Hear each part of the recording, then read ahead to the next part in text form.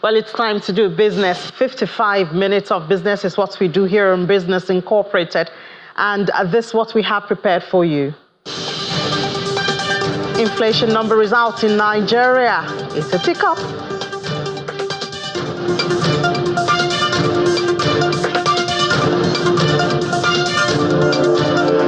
And the European Union is pledging 1.1 billion euros to support Africa's after.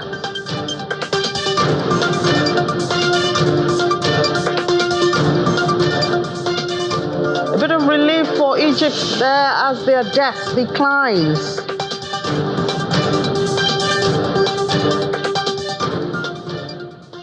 You're welcome to the program. I'm Ini John Mekwa. We'll start from the global space as usual, giving you the global oil prices number. We'll see like a 3% decline.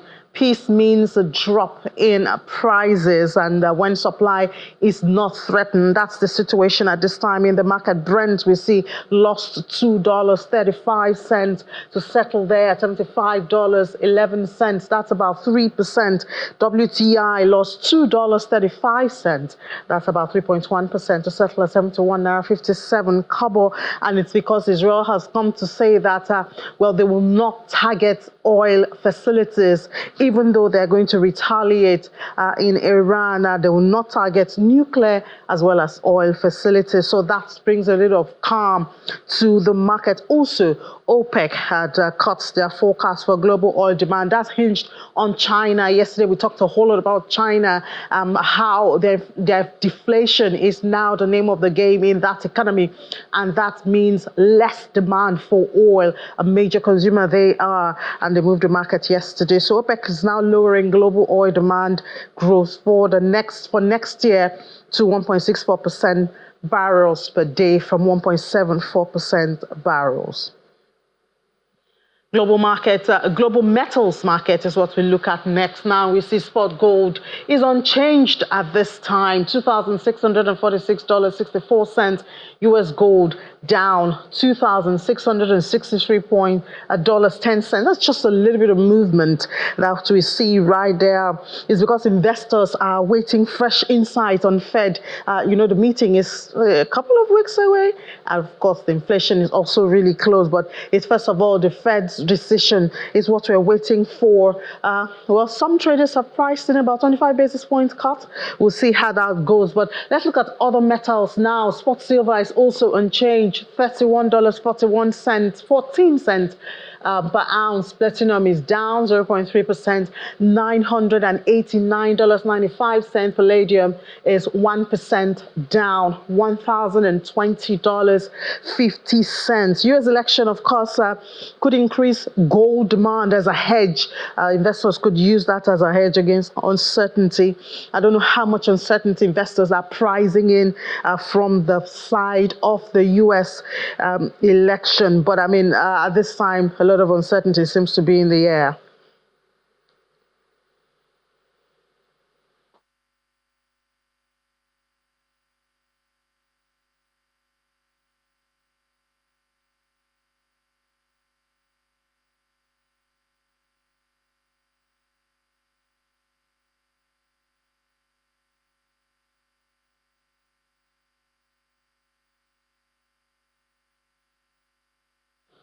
All right, for our DSTV viewers, we have to lead you to Ondo State now, where the Ondo Election, Peace and Security Summit, I beg your pardon, it's Ondo State's PDP governorship campaign is going on right there. So we don't want you to miss a bit of that political action. So it's going to be a live program from Ondo State, and it's the PDP governorship campaign. That's where we're heading to. That's for our DSTV viewers, but for our viewers on channel 24 as well as our terrestrial, you can stay here with us. But if you're watching through YouTube and you would like to continue on Business Incorporated, just switch to the second live stream and you will stay right here with us on Business Incorporated.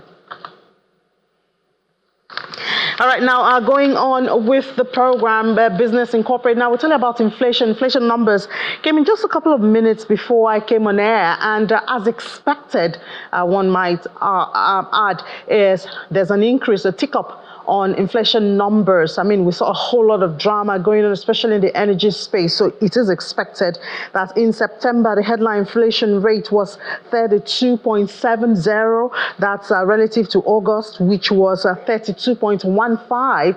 Not so much, one would say, looking at all the drama and the changes in the price of PMS on top of every other thing. So headline inflation in Nigeria now is 32.70 from 32.15.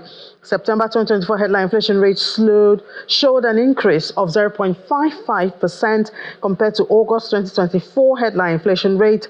On a year-on-year basis, the headline inflation rate was 5.98 percentage points higher compared to September 2023. By September 2023, inflation was 26.72. This shows that headline inflation rate compared to the same month in the preceding year, that's September 23. Furthermore, on a month-on-month basis, that's looking from August to September, headline inflation was 2.52%. That's about 0.30% higher compared to August. And this means that September 2024, the rate of increase in the average price level is higher than the rate of increase in the average price level in August. So should we be afraid? Is that the end of that, reduction in inflation rate? We'll wait and see in the coming days. Now, the imperatives of intentional development of the Nigerian manufacturing sector is a conversation among members of the Manufacturers Association of Nigeria.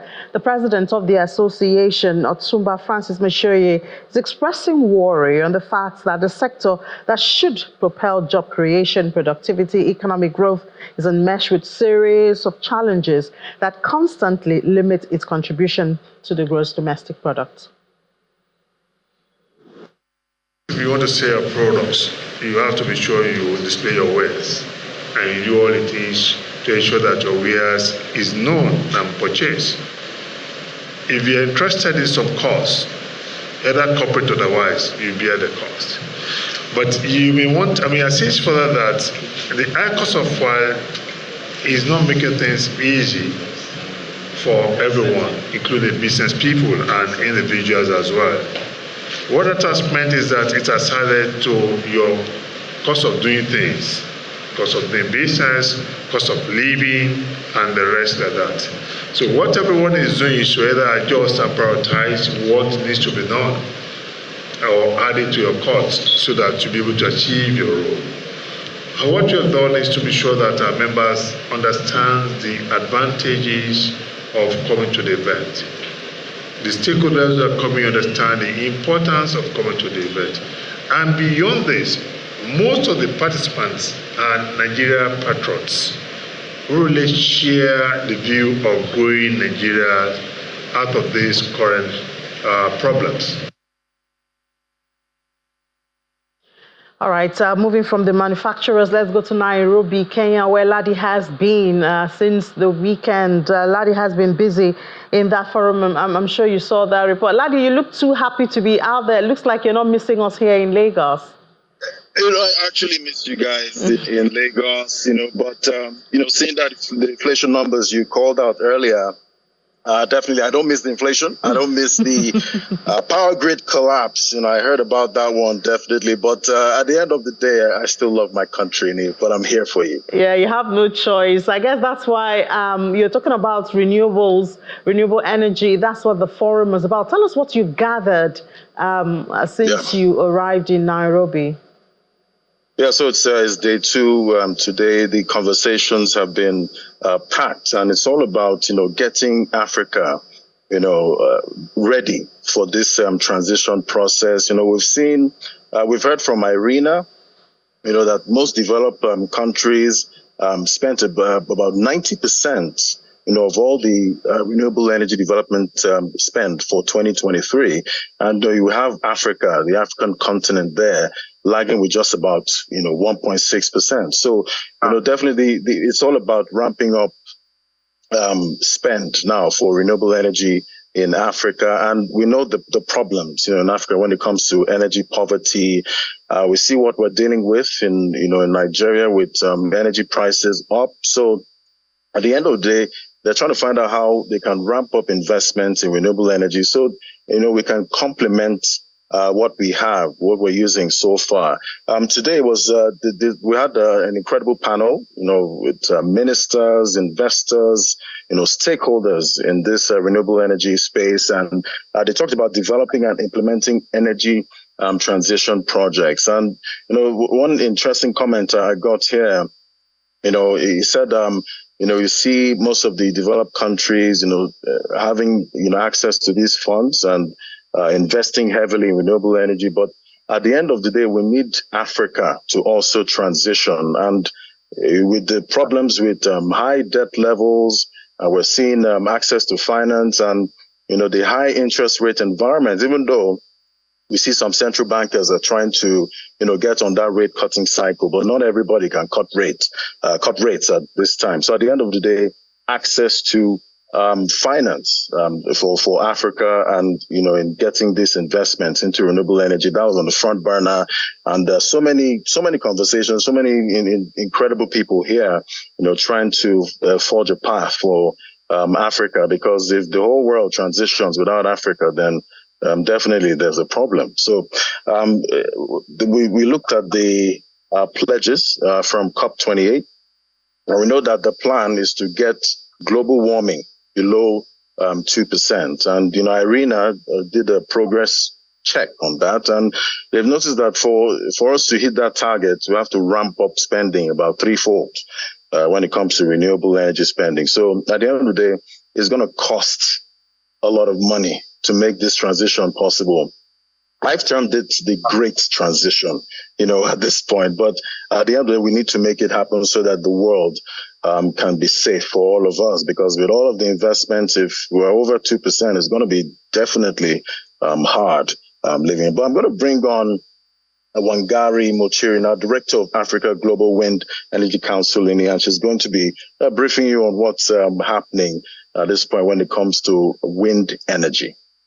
All right, Ladi, thank you. A whole lot that Ladi has to say there. And of course, Africa does have the potential. Guess what? There's wind energy adoption. And Ladi just talked about Wangari Muchiri, who is the Director of Africa Global Wind Energy Council. So right here in Nigeria, especially when you go to the northern part of the country, we see the potential in solar, even though overhead cost is expensive. But I think maintenance is usable. And when you look at it compared with the fossil fuel, the impact on the climate and environment, the fact that even fossil fuel is so expensive at this time, I guess we'll be forced, whether we like it or not, to adopt, the renewables. But let's talk to Wangari now. Hi, Wangari. How's it been in Nairobi? Hi, Ini. It's been absolutely fantastic here in Nairobi. Really inspiring to see renewable energy at the forefront of the conversation and really being spoken about in terms of accelerating, investing, bringing jobs to the continent. And as you said, not looking at only one technology in terms of fossil fuels that we've traditionally been using, but looking at it as a suite of technologies that we can use to really accelerate our development as Africans. Yeah, you are Director of Africa for Global Wind Energy.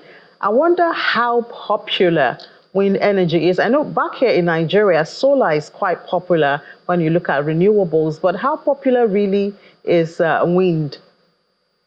So wind is not as popular as solar. We tend to be solar's forgotten sister. But wind is, if you look at the amount of wind that you need to install to get a certain amount of energy, wind actually is a bit more efficient than solar. The only reason that solar has really been well embraced throughout the continent is that people really understand it. It's on homes, it's on schools, it's on hospitals. So it's easy to really relate to. When the sun rises and when the sun sets. But you can't really predict when the wind blows. So I think there is that element of unpredictability that allows people to really not understand when the wind blows. But that being said, there's plenty of resource on the continent. In fact, in Nigeria, we've recently just launched the Nigeria Wind Energy Council, which is looking at installing about, or getting to about 7 gigawatts of wind by 2050. So there's plenty of resource, and we're just looking forward to tapping into that.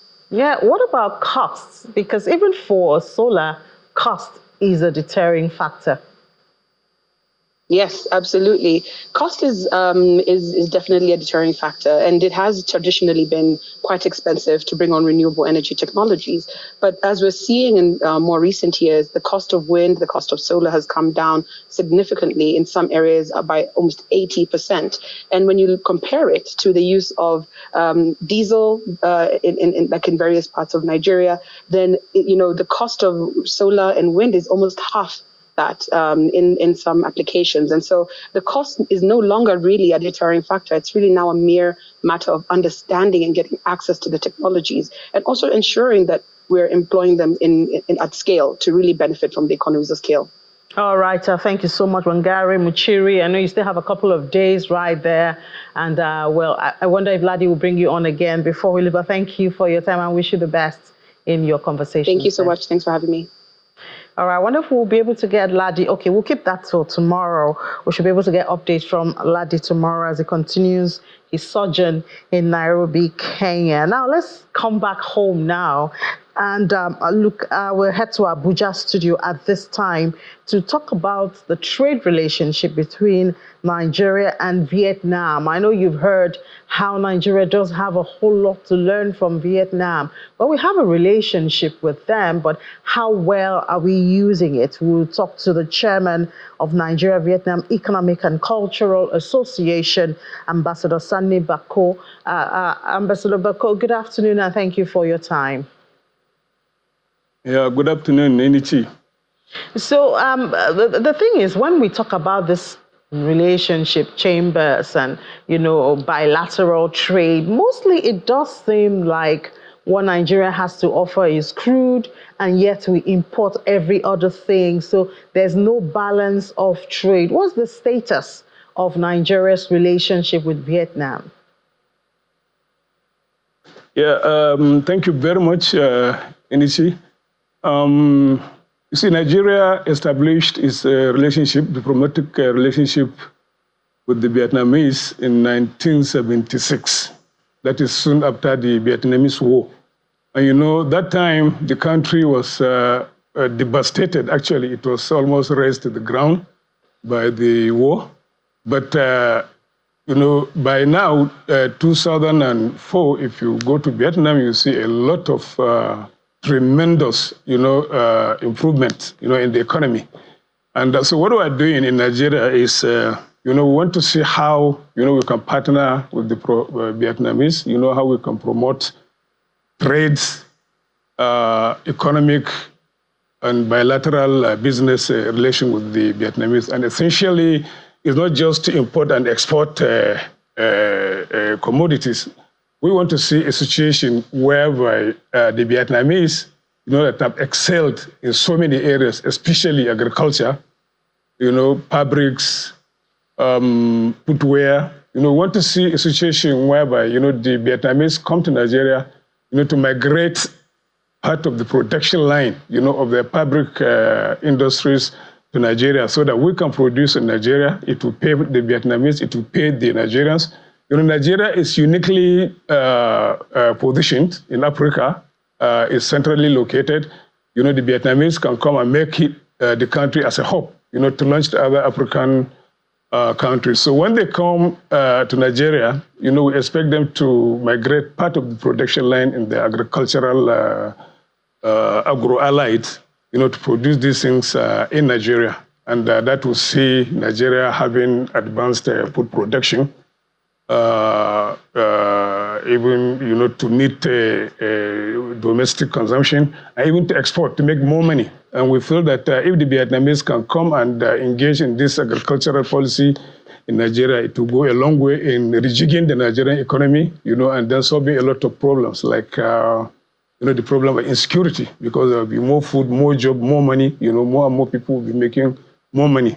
The same also applies to the advanced fabric industry. We have a cotton belt in Nigeria that you can come and use that and export fabrics, from Nigeria to Europe and America. They will make more money, and then Nigerians will also make money, more foreign exchange coming into the country, and then it will also go a long way in solving a lot of economic problems the Nigerians are facing today. Yeah, but Ambassador, I mean, if it does look like Nigerians do not even express enough confidence in Nigerian products, how do we now attract, a foreigner, Vietnam in this case, to come into our country, believe in us, invest in us, and even if it's to export back to their country? Yeah, actually it's like a win-win situation. The Vietnamese economy in Vietnam is a bit choked. So it needs a breather. It needs a breathing space, to come to another climb and another economic environment, to invest in such a way that they will make more money. And by making more money, the Nigerian economy also will be given a lifeline, and the two countries, will be in a position to have this win-win situation by developing confidence. The confidence we make that will make them develop more confidence in the Nigerian. The Nigerians will develop more confidence in the Nigerian economy. But what about the issue of the environment, the insecurity? You talked about agriculture. We know that a major bane of agriculture in Nigeria is insecurity. Even doing business, there's the bureaucracy and non-transparency, inconsistency in policy from the government. Do we have what it takes to even attract these investors into the economy? Yeah, you see, it's like a devil's alternative. You have to have investment from other climes, for you to take care of these other problems of insecurity, hunger, and all that. So unless we have this investment, it will be very difficult for us, to take care of these very, very serious issues of insecurity. So I think somewhere, some countries like Vietnam, they need to come in to help us. We know, of course, yes, there is problem of insecurity, but then if you look at some areas like Kano, the Vietnamese can come and put in their own production line, in Kano, produce and export from Kano. Already we have a kind of arrangement. They export a lot of cashew. Nigerians export a lot of cashew to Vietnam. And then we are looking at the possibility of Vietnamese coming to establish a cashew processing plant, so that they can now export this cashew, processed cashew, from Nigeria to any part of the world. And that, will go a long way in helping us, to also scale our economy, make more money, and then see how we can take care of these problems of insecurity. And that is the only way also we can gradually start to develop confidence in our own economy when more and more people are coming to inject money in it. That is the only way also we can take care of this problem of insecurity. Unless that is done, then it will be a little bit difficult. So some countries have to close their eyes, to come into the country and help us to grow this economy and take care of other problems. Well, I hope we can convince them to close their eyes and come and help us, an independent country that we are. But I know you mentioned it, some of those areas of interest, perhaps some of our viewers are listening and feel they can do business with Vietnam in, what areas do you think they could focus on? Yeah, mostly, fabrics. A lot of Nigerians now are in Vietnam, and some of them go from Nigeria, to Vietnam, to import fabrics. Vietnam is now almost the #1 producer of fabrics in the world. And a lot of Nigerians go there to import to Nigeria. They are also advanced, so much advanced in pharmaceuticals. A lot of Nigerians also go there to import pharmaceuticals, to Nigeria from Vietnam, footwear. In fact, I can see that now so many women are even making a lot of business in Vietnam, importing women hair. I even understand now that there are some Vietnamese that have come specifically, from Vietnam to Lagos to establish a processing plant for women hair. So there are these areas: agriculture, fabrics, footwear, electronics, pharmaceuticals, and so many other similar areas. All right, Ambassador, thank you so much for that insight on possible areas of business for private sector with Vietnam. Ambassador Sani Bako is the chairman of Nigeria-Vietnam Economic and Cultural Association. Thank you for your time. Yeah, thank you very much. Let's take a break. When we come back, we'll head to the market. Stay with us here on Business Incorporated.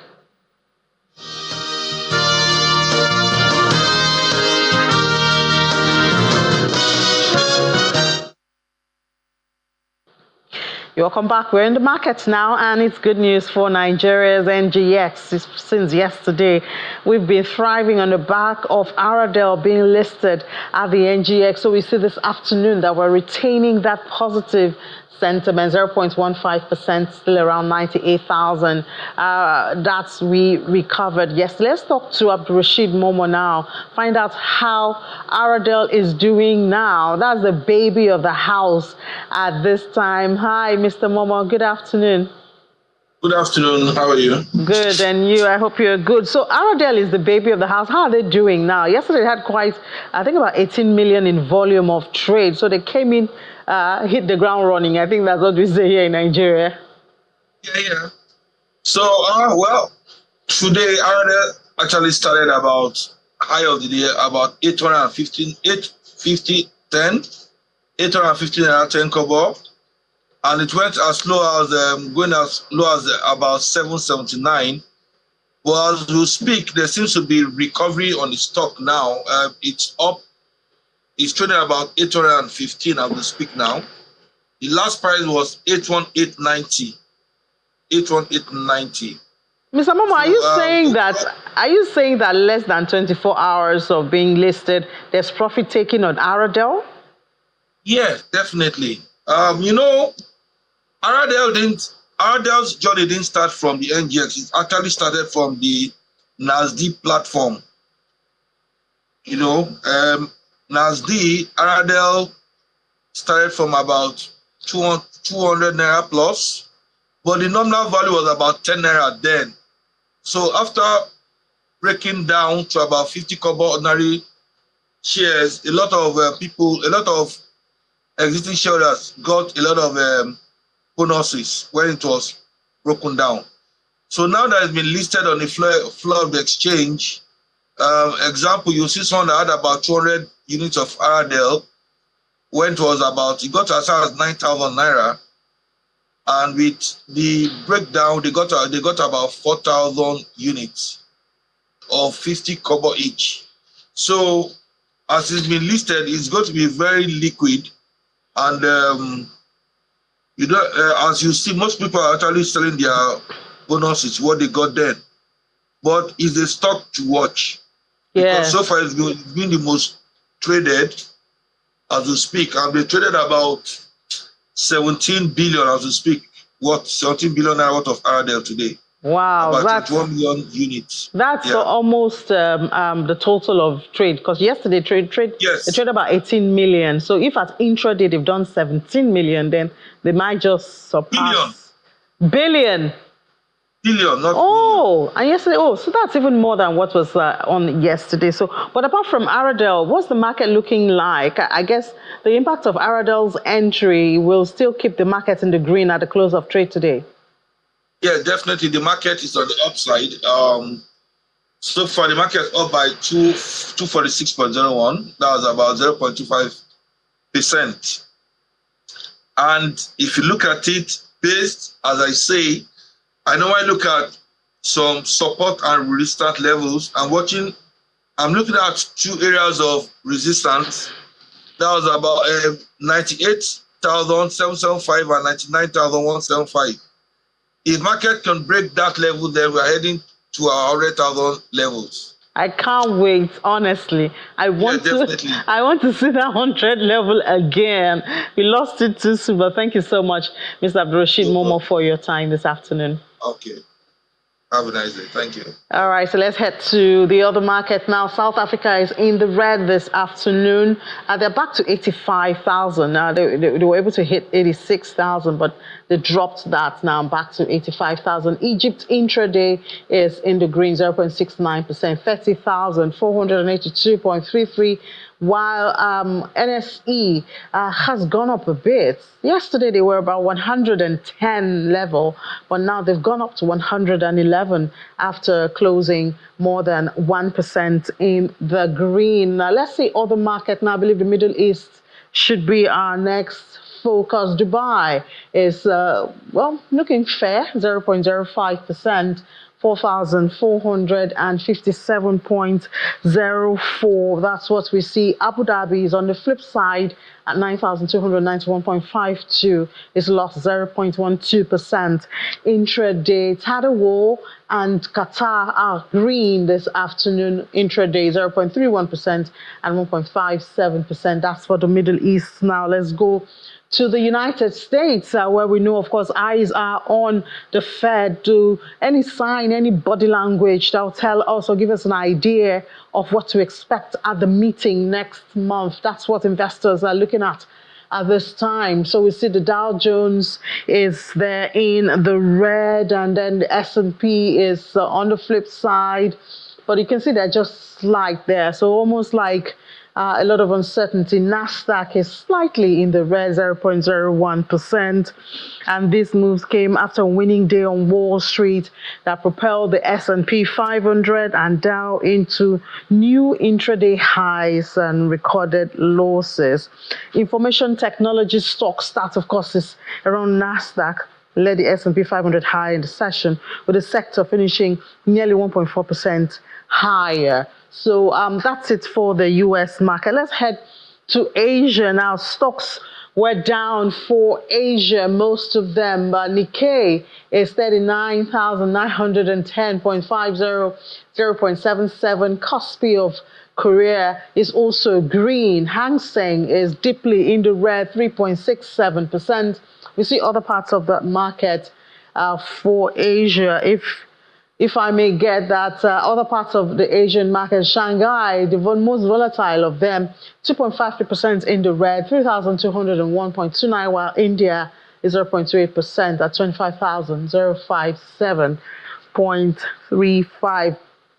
Remember, China is really moving this part of the world. They had posted the disappointing September trade data after market closed on Monday, with exports rising 2.4% from a year ago and imports adding 0.3%, both sharply missing expectations. A whole lot happening in China these days and affecting the market, the stock market, the oil market.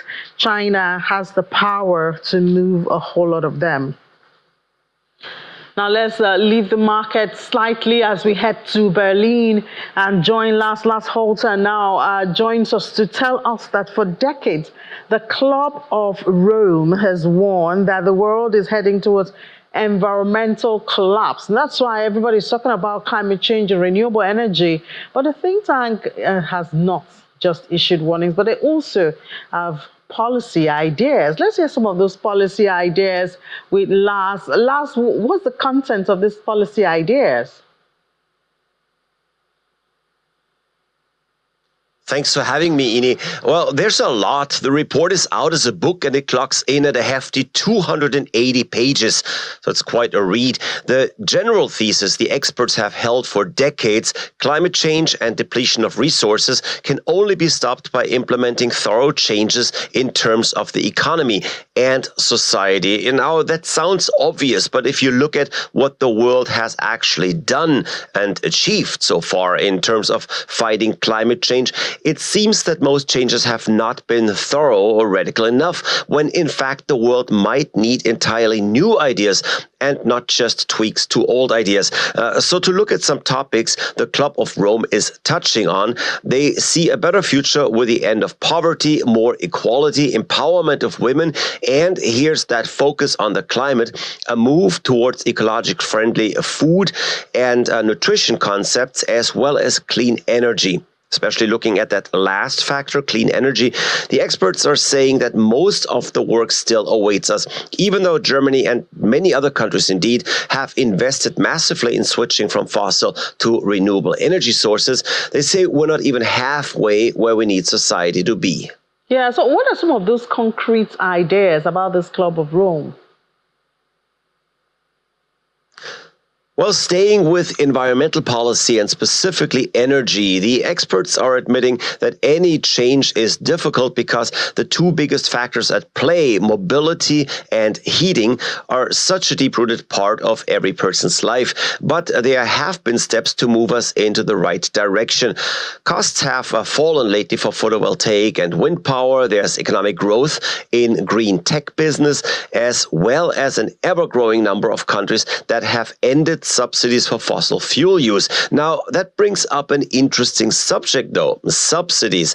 The Club of Rome says those are often reaching the wrong people. For example, Germany subsidizes charging stations for electric cars that people can put up in their garages. Now, who does that help? Obviously, homeowners with enough income to afford an electric car. Now, they are already the better off part of society, and now for them, an investment that makes financial sense anyway is just getting even more lucrative. So that's nice if you are among those benefiting, but it doesn't really help a majority of people who might actually need assistance. Here, the experts are demanding a lot more investment in public infrastructure, including, of course, public transportation, and that is something where indeed Germany has gaping holes to fill. Yeah, it does look like the issue of subsidies always has one kind of controversy or the other. But let's look at investors now. What are they looking at? There's not much that they find to look at. It's a very quiet day abroad as well as here in Germany, but it's all for the better as the German index DAX seems to be continuing its upwards trend. And that means that new record highs are expected. What's it based on? It's really hard to say. One item obviously today helping markets quite a bit. Israel says that when retaliating against Iran, they want to focus on military targets and not on nuclear power plants or oil refineries. Now, that's a big relief for the world, and it has even helped lower the price of oil a little bit. All right, Lars, thank you so much for that. So we'll come back home to Africa and Nigeria now. We switch to Victoria Island, and our focus is on diesel, energy security and energy affordability, of course. So according to the National Bureau of Statistics, from the latest number, they show the average retail price of diesel increased by 64.58% from 854 naira 32 kobo in August 2023 to 1,406 naira 5 kobo in August 2024. Some people have said, well, PMS is like the same, on the same level with diesel. Now, I wonder what changes that will do to consumers. Well, we're going to talk about this now with Teva Kumeka. He's an analyst with Financial Derivatives Company. Hi, Teva. Good afternoon. Good afternoon, Annie. Good afternoon. Thank you for having me. Good to have you. So this parity between diesel and petrol, how do we see it affecting demand of both commodities? Yeah, we have seen in the last 3 months that the price of diesel and PMS have narrowed due to certain factors that have happened in the economy. The major factors affecting the petroleum sector include exchange rate volatility, global crude oil prices, local supply issues, and subsidy removal by the government. Exchange rate is linked to the price of diesel. So and diesel is heavily imported in Nigeria. So a weaker currency will increase the price of that commodity, and which will lead to high prices in the country. These have impact on businesses and households, because businesses depend on diesel for power generation and transportation. So these manufacturing firms, once the price of diesel increases, their cost of operation also goes up. if they can't transfer this cost of operation to consumers, then it leads to narrowing their profit margin. The impact on household is in two forms. We either have a direct impact, which the immediate increase in the cost of transportation, and the other one is the indirect impact, which is increasing the price of goods and services. So as price of production increases for businesses, which is transferred to the household or the consumers, then the price of goods goes up. Then that also leads to high cost of inflation. So now that we have the crude for Naira policy, even though I haven't heard that there's going to be a fixed rate, so that means even though Naira is being paid for crude, it's going to be at existing exchange rate. How can we expect that to impact us as we, get into the deregulated environment for our petroleum products? Yeah, that was a fantastic policy to deregulate the market. And the benefits of that policy is to ensure that there is improvement in local refinery. We also there is less pressure on foreign reserve. Then we have increased competition in the market. Then market becomes efficient. An efficient market is a market where resources are efficiently allocated. So the price of this commodity is determined by market. So today I decided to be funky. Of demand and supply. TV. So going forward, these are the benefits. I hope you can hear me loud and there are clear. certain risks attached to this. We have seen this afternoon, the National Bureau of Statistics released inflation for September, which increased from 32.15 in August to 32.70 in September. Then there's issue of policy implementation. There's a sequencing. You have announcement, you have policy, and you have implementation. If this policy is fantastic, but if it's not properly implemented, it will only be in black and white. So going forward, we'll ensure that in the short term, there's increase in price of commodities, which will lead to high inflation. But in the medium term, we'll see increase in competition in the market efficiency, which introduce a new entrant to the market, and the product becomes saturated in the market, then the price is likely going to come down. And that's why we're projecting by end of December, we're likely going to see the price of diesel trading around 10.50 by the end of December. What are the factors that are going to drive this price to be around 10.50 by end of December? We have global factors, which include macroeconomic activities in China and in US, who are the major consumers of diesel. So, but in the past 6 months, we've noticed that there is slow economic activities in China, and this slow economic activity leads to lower demand for diesel and other petroleum products. Then we have also noticed that the Chinese manufacturers are switching from diesel-empowered truck to liquefied natural gas-empowered truck. So this switch and the slow economic activities in China will lead to lower demand. All right.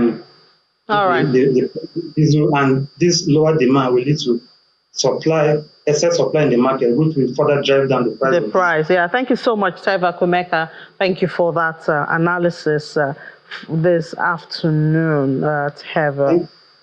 Thank you very much for having me. All right, so back in Dubai, the GTEx Global 2024 is still going on, and of course we're well represented there. For today, flying cars, have you thought of that? That's one of the things on display. Those cars you're looking at, they can fly, according to the innovators. But they've said we should not expect mass production in the near future. I guess we have bigger things to handle now, but I guess it's just good enough that they can showcase flying cars. So if you do want to go into the airplane, you want to do cars but still fly, perhaps you should have gone to Dubai for the GTEx Global.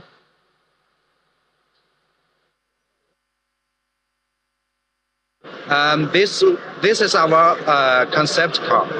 will not mass produce this car in the near future, but in maybe at least 8 or to 10 years.